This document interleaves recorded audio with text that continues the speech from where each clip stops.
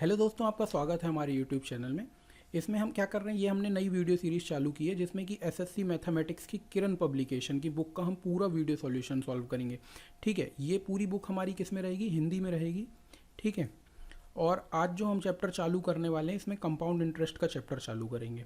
और compound interest में हम सारे वीडियो में 5-5 क्वेश्चन करके सॉल्व करेंगे। तो चलिए शुरू करते हैं इसको। चलो अब देखते हैं अपन नेक्स्ट क्वेश्चन। तो नेक्स्ट क्वेश्चन हमारा क्या है यहाँ पर,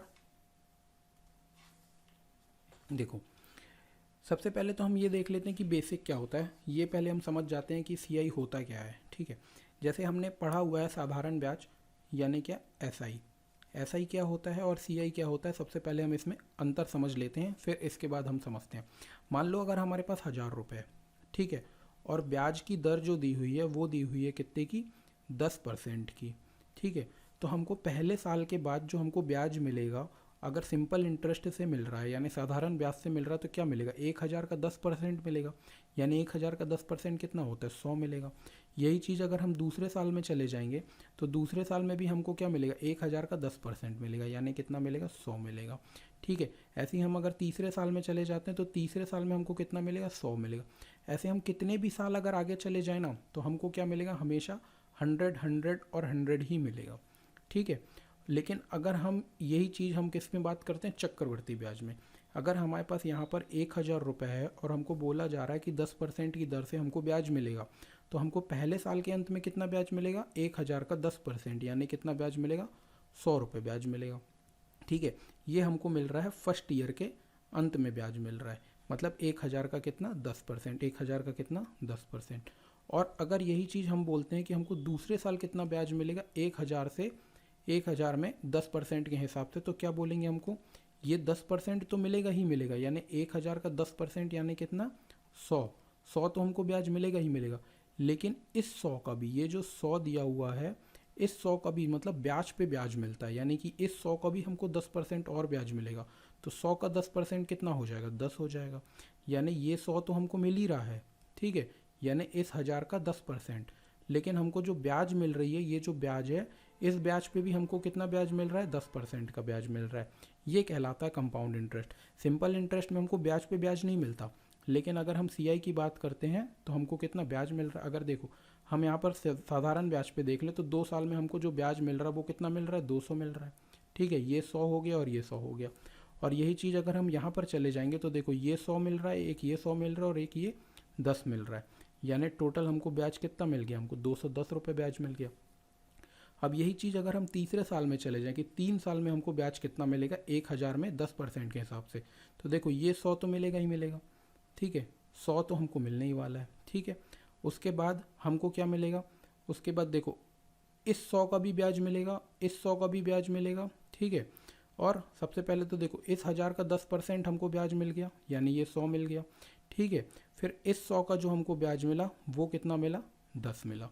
उसके बाद इस 100 का भी हमको ब्याज मिला कितना, वो भी मिला, 10 मिला। और इस 100 का भी हमको ब्याज मिलेगा 10%, मतलब इस 10 का हमको ब्याज मिलेगा 10%, तो 10 का 10% कितना होता है, 1। ठीक है, तो हमको टोटल 3 साल का कितना ब्याज मिल गया, 100 100 100, यानी कितना हो गया, 300। ठीक है, 300 के बाद ये 10 और ये 10 और ये 10 हो गया 30 और 31। तो टोटल हमको जो ब्याज मिल गया वो कितना ब्याज मिल गया, 310 रुपये। यही चीज़ कहलाती है कंपाउंड इंटरेस्ट। हमको क्या मिलता है, ब्याज पे ब्याज मिलता है। ठीक है, तो देखो हम क्वेश्चन देख लेते हैं कि क्या बोल रहा है क्वेश्चन। 5% प्रति वर्ष चक्रवर्ती ब्याज पर 800 रुपये कितने वर्ष में 882 हो जाएगा। ठीक है, 800 रुपये, यहाँ पर देखो क्या बोल रहा है कि 800 रुपये है जो, वो कितना बन रहा है, 882 रुपये बन रहा है। 882 रुपये बन रहा है और रेट ऑफ इंटरेस्ट कितनी दी हुई है, 5% दी हुई है।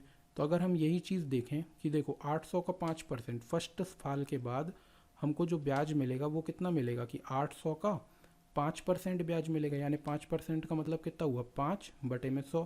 तो 2 जीरो से 2 जीरो चला गया। यानी पहले साल हमको कितना ब्याज मिलेगा, 40। ठीक है, हमको टोटल ब्याज कितना चाहिए, देखो टोटल 800 है, 800 से 882 बन गया, यानी कि हमको ब्याज चाहिए कितना, 82 रुपये। ठीक है, 82 रुपये का ब्याज चाहिए। तो पहले साल हमको मिल गया कितना, 40 ब्याज मिल गया। अब देखो दूसरे साल भी हमको जो ब्याज मिलने वाला है वो कितना मिलने वाला है, 800 का 5% तो मिलेगा ही मिलेगा। 800 का यानी 5/100, यानी कितना ब्याज मिल गया हमको, 40 ब्याज तो मिलेगा ही मिलेगा, ठीक है। लेकिन इस 40 का भी हमको क्या मिल जाएगा, 5% और ब्याज मिल जाएगा। तो हम क्या बोलेंगे, 40 का भी हम निकाल देंगे 5%, यानी कि 5/100। इसको 5 से अगर हम काटते हैं तो कितनी बार में चला जाएगा, 20 बार में, और 20 से कितनी बार में, 2 बार में ये चला गया, यानी ये 2 रुपये हमको और एक्स्ट्रा मिल गया। तो देखो ये 40 मिल गया पहले साल, और दूसरे साल ये 40 और ये 2, ठीक है। यानी टोटल हमको ब्याज कितना मिल गया, 82 रुपीज़ ब्याज मिल गया। और 82 लेने में हमको कितने साल लगे, 1 साल और ये 2 साल। तो इसका आंसर हमारा क्या हो जाएगा, सेकंड वाला ऑप्शन हमारा आंसर इसका सही हो जाएगा। 2 वर्ष में हमको हमारा जो 800 रुपये था वो कितना बन जाएगा, 882 रुपये बन जाएगा। चलो अगला क्वेश्चन देखते हैं। अगला क्वेश्चन क्या है, देखो अगला क्वेश्चन क्या बोल रहा है, 250 रुपये की राशि पहले वर्ष 4% और दूसरे वर्ष 8% के चक्रवर्ती ब्याज पर कितनी हो जाएगी, ठीक है।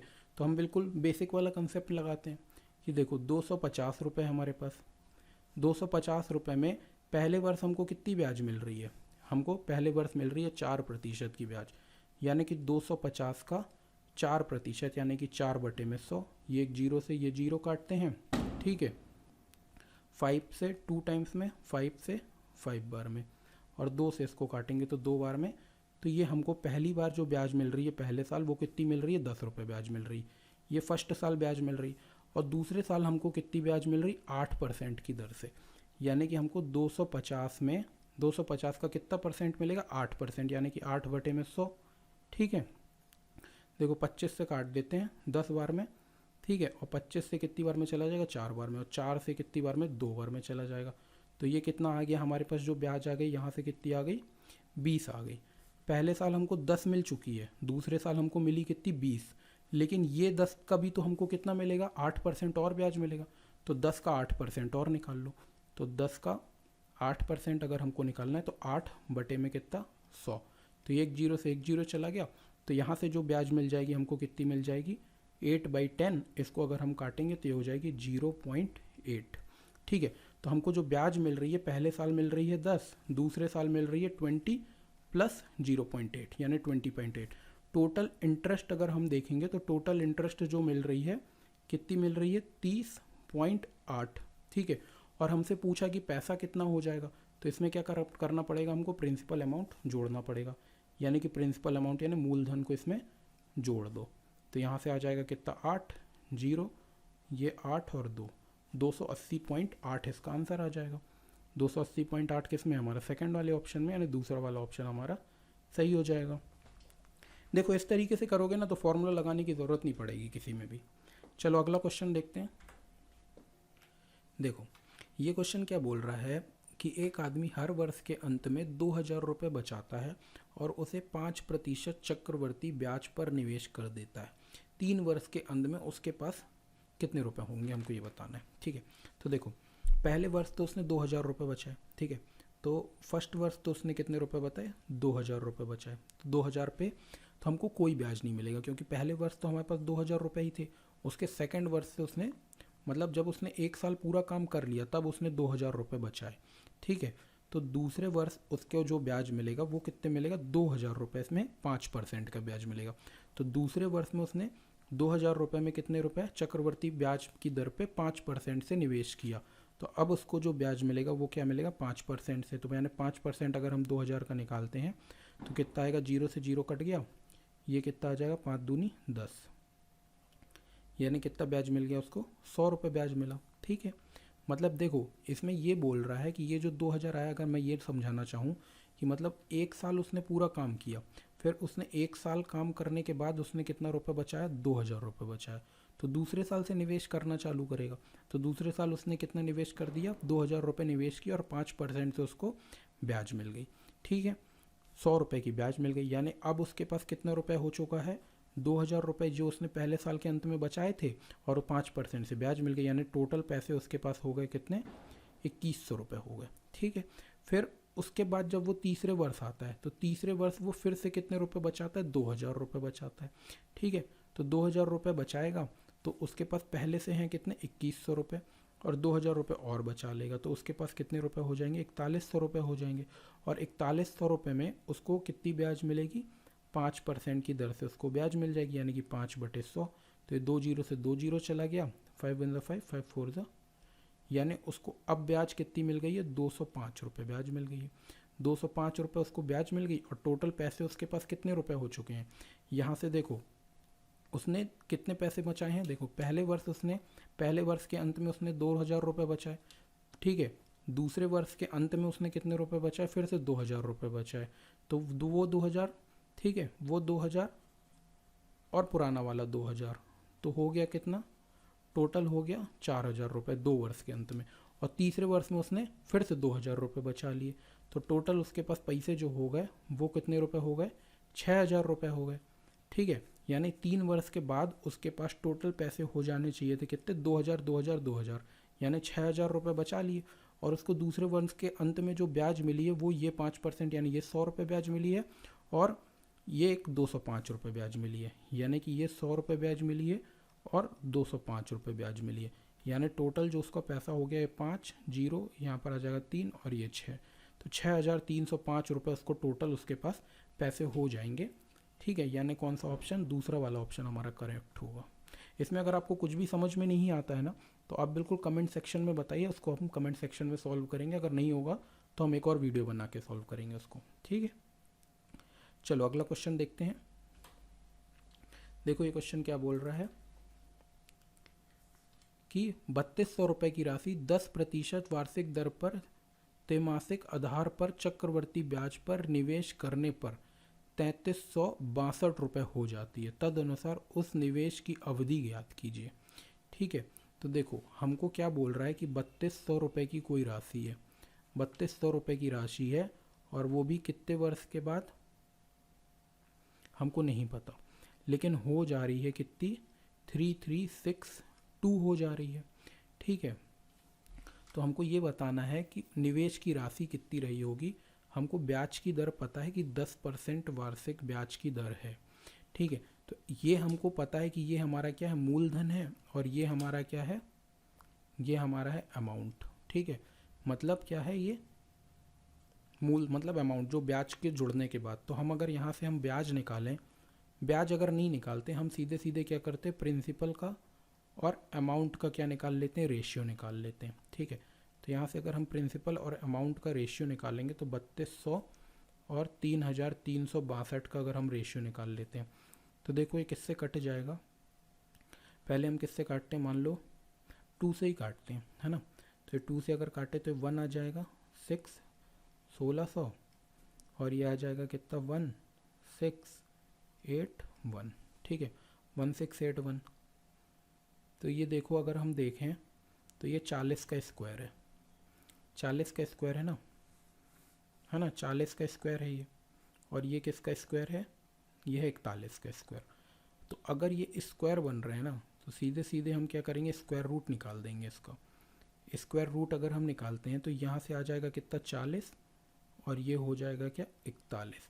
तो अगर हम बोले कि हमारा प्रिंसिपल यानी मूलधन हमारा 40 था, तो जो अमाउंट है हमारा बन रहा है वो 41, यानी जो ब्याज मिल रही है हमको, एक की ब्याज मिल रही है, एक की ब्याज मिल रही है, वो भी किस पे, 40 पे मिल रही है।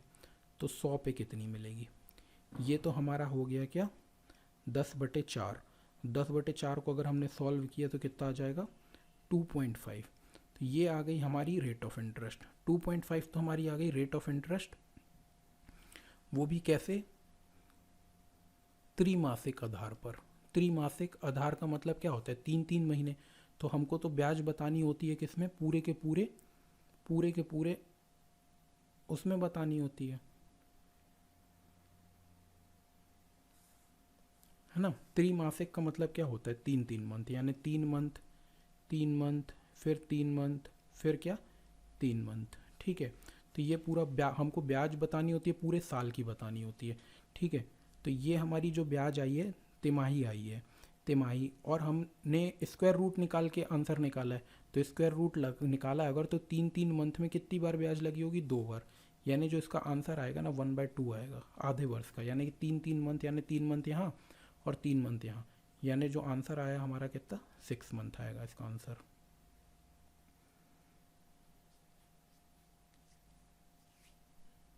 चलिए अगला क्वेश्चन देखते हैं।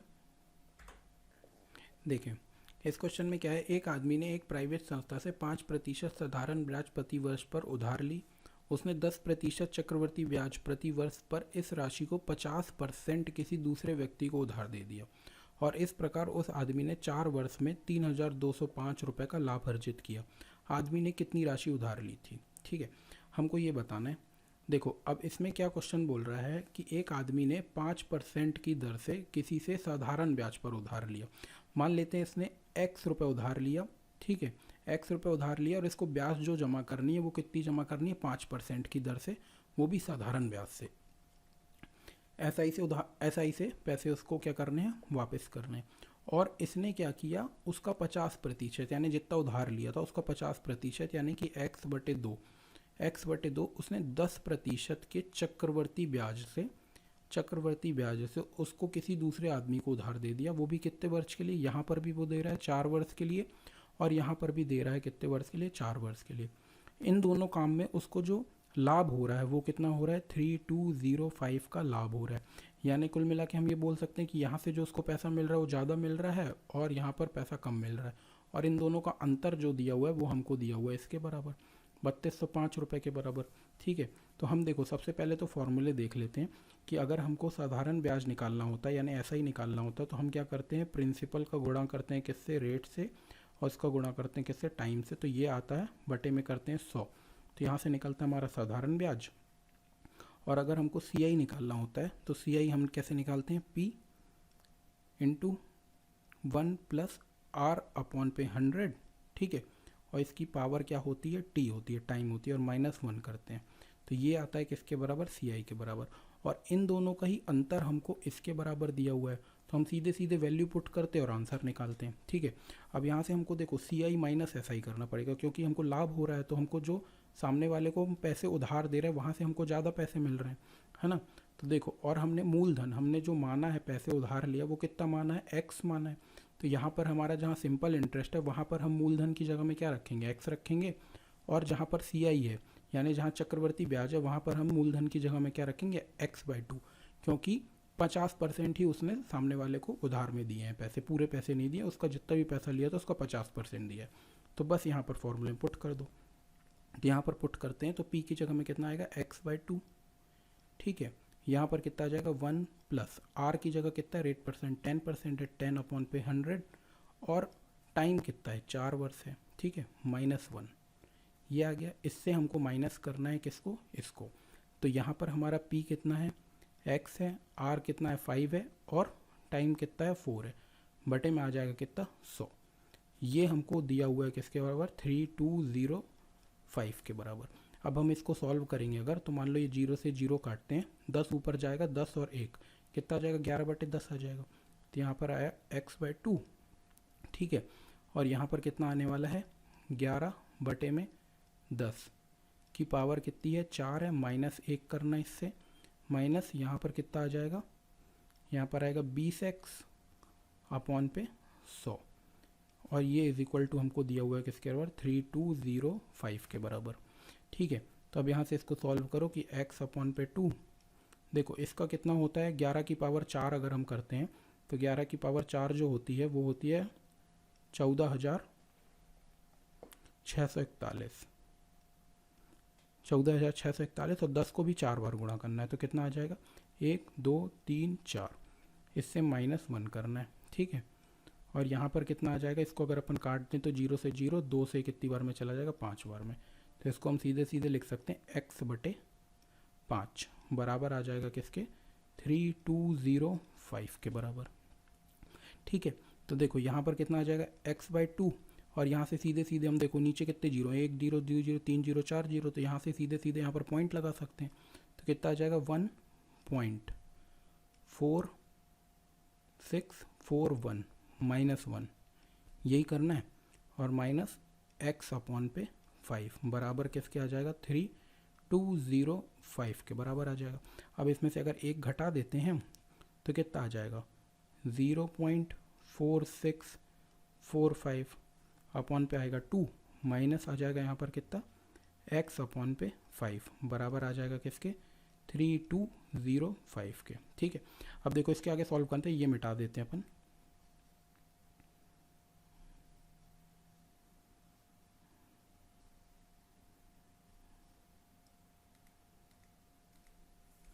देखो यहाँ x भी है, ये x का अंदर मल्टीप्लाई हुआ। अब इसको सॉल्व करना है हमको, तो इसको सॉल्व करेंगे तो 5 का यहाँ मल्टीप्लाई होगा, 2 का यहाँ मल्टीप्लाई होगा, तो यहाँ से 5 का मल्टीप्लाई हो जाएगा तो कितना आ जाएगा, तो यहाँ पर आ जाएगा कितना, यहाँ पर आएगा सीधे 2.3205 ये आएगा। ठीक है, इतना x बटे में आ जाएगा कितना, -2x और बटे में आएगा कितना 10, बराबर हो जाएगा कितना 3205। अब देखो 2 इसमें से घटा देंगे तो पॉइंट आ जाएगा 3205, तो यहाँ से आ जाएगा कितना 0.3205 x अपॉन पे आएगा 10। अगर यहाँ से ये पॉइंट अगर अपन हटाते हैं तो 4 जीरो आ जाएंगे नीचे, 1 2 3 4, बराबर आ जाएगा किसके 3205 के। तो यहाँ से पूरा का पूरा ये कट जाएगा, तो x बराबर सीधे सीधे हम क्या बोल देंगे 1 लाख रुपए। तो x बराबर हमारा कितना आ जाएगा 1 लाख, 1 जीरो और, है ना। तो 1 लाख रुपए उसने क्या लिया था, x की वैल्यू 1 लाख आ गई, यानी 1 लाख रुपए उसने उधार लिया था। ठीक है, ऐसे ही करके हम 5-5 क्वेश्चन करके ना रोज एक एक वीडियो अपलोड करेंगे, इस पूरी बुक को सॉल्व करेंगे। आपको कोई भी डाउट हो रहा है, कुछ भी समझ में नहीं आ रहा है, तो आप बिल्कुल कमेंट करें, कमेंट करके बताएं, हम उसको और अच्छे से करने की कोशिश करेंगे। और हमारे चैनल को लाइक करें, शेयर करें, और अगर बिल्कुल कुछ गड़बड़ लग रही है तो डिसलाइक करके बताएं भी कि क्या गड़बड़ है, उसको हम और अच्छा करने की कोशिश करेंगे। Thank you.